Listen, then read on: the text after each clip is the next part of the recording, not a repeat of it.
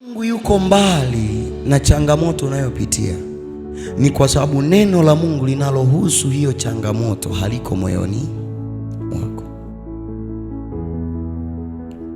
Kuona Mungu yuko mbali na ugonjwa ulioupata ni kwa sababu neno la Mungu linalohusu eneo hilo la uponyaji haliko moyoni mwako. Kuona Mungu yuko mbali na maisha yako ni kwa sababu neno la Mungu linalohusu maisha ya mwanadamu, maisha ya mwenye haki haliko moyoni mwako. Bwana asifiwe sana.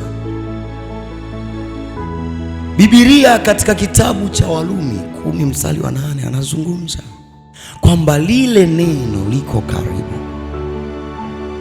na liko kwenye mioyo yetu, linakaa kwenye mioyo yetu.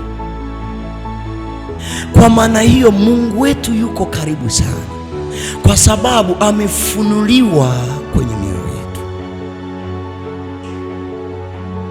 Mungu yuko mbali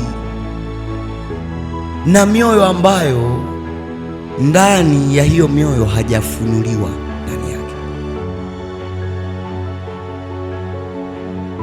Mungu yuko karibu sana kwenye mioyo ambayo ameshafunuliwa ndani yake, na hakuna kingine kinachomfunua Mungu ila neno lake.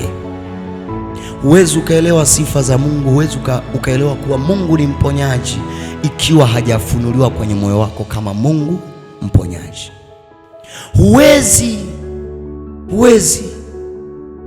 Huwezi ukaelewa kuwa huyu Mungu ndiye muumba wa mbingu na nchi ikiwa neno linalohusu kuwa yeye ni muumba wa mbingu na nchi halijafunuliwa kwenye moyo wako.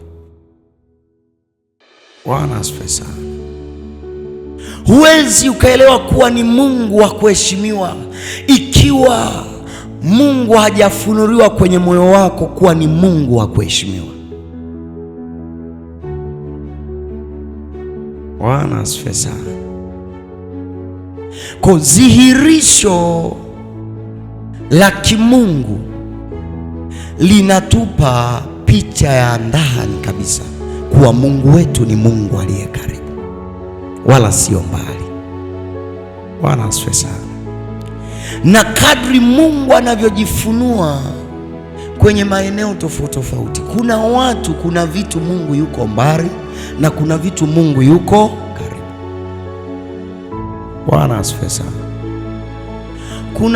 Kuna vitu huenda ukawini. Mfano,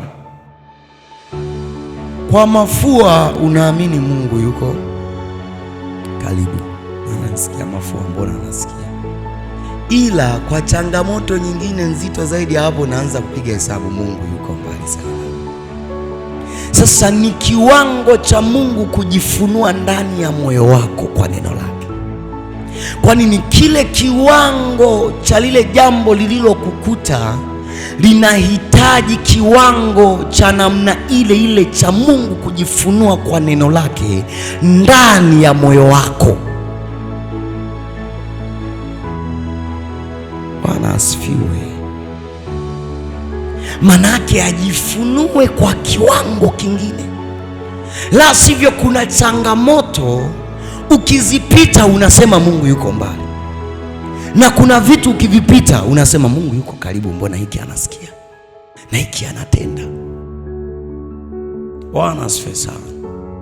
Kwa hiyo Mungu yuko karibu kwa neno lake linalofunuliwa ndani yetu, linalofunuliwa kwenye maisha yetu, linalofunuliwa ndani ya mioyo yetu, na hilo ndo linaleta mazilisho ya kimungu, na hilo ndo linajenga imani, maana Mungu yuko karibu.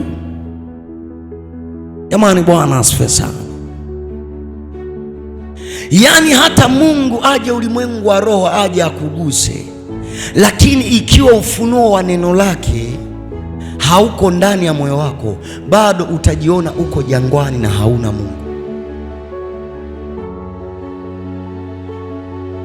hata ikiwa Mungu atakukumbatia, ikiwa ufunuo wa neno lake hauko ndani yako, bado mtazamo wako na jinsi utakavyotembea kama Mungu aliye mbali.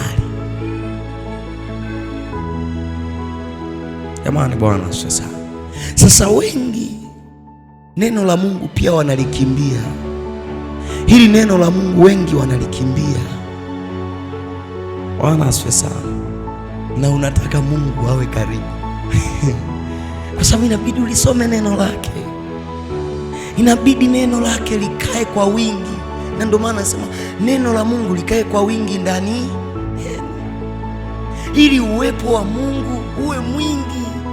Usiwe unaona Mungu yuko mbali kwa sababu umeweka kaneno kiduchu kidogo. Una Mungu mdogo kwa sababu neno umeweka pointi kidogo.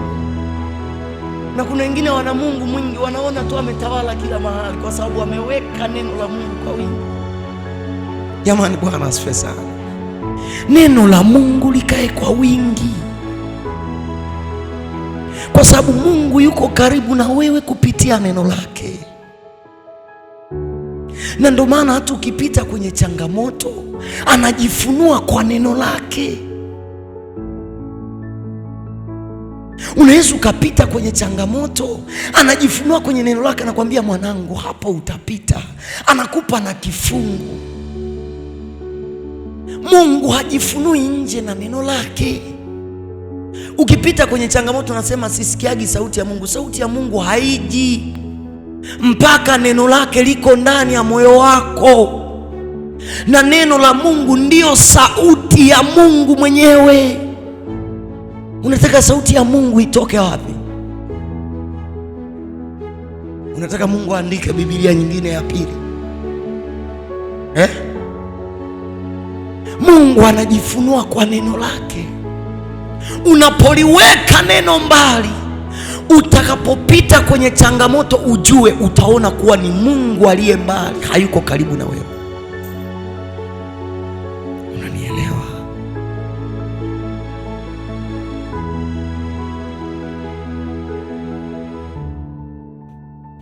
Lazima ulijue hilo na ulibebe kwenye moyo wako kuwa Mungu wangu ni Mungu aliye karibu. Changamoto zinazonikuta kujaa na kupwa kwa maji au kujaa na kupwa kwa imani ni kwa sababu ya neno la Mungu ndani yako. Sababu kuu ni neno la Mungu. Mahali ambapo imani yako inashuka na inaona Mungu yuko mbali na hayuko, ni kwa sababu neno la Mungu ndani yako kwenye hicho kipengele hauna. Bwana asifiwe sana. Na ndio maana kuna mtu kwa habari ya uponyaji Mungu yuko karibu, ila kwa habari ya kubarikiwa kwenye kazi zake haamini. Anasema haya maisha ili utoboe lazima niwe na kanguvu kabisa kidogo. Kwa haamini kuwa Mungu yuko karibu, anaweza akamsaidia kwenye hilo eneo. Bwana, hili dukani hili kuna machuma ulete mengi sana, lazima ujiongeze. Najiongeza nini mtumishi wa Bwana? Lazima ujiongeze, tia maji hizo, weka, hautatoboa. Wewe mtumishi wa Bwana, mwangalie jirani yako. Vipi ndugu yangu, unamtegemea Mungu kwa kila jambo au ni machache tu?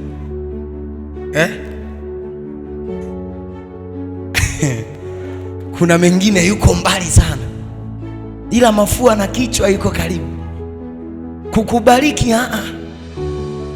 Kwenye biashara pale unatamani angalau ukabebe kanani kafimbo kababu, enda kukaweka dukani. Fimbo ya babu wapi wewe? Mungu yuko karibu kuliko fimbo ya babu wewe. Acha kabisa, acha fimbo ya babu ya wapi? Nikapate kamzizi muhimu. Mungu mwenyewe amesema jisaidie nawe.